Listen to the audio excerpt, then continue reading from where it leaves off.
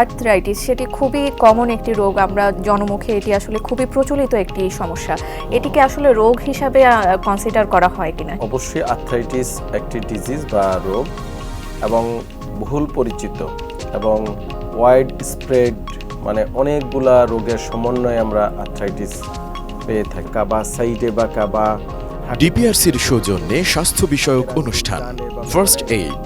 অতিথি ডাক্তার মোহাম্মদ শফিউল্লাহ প্রধান, বাত ব্যথার প্যারালাইসিস ও রিহেব ফিজিও বিশেষজ্ঞ। ডিপিআরসি বিষয় আর্থ্রাইটিস ও আধুনিক চিকিৎসা। দেখবেন 4 অক্টোবর শুক্রবার বেলা 11টা 30 মিনিটে এটিএন নিউজে।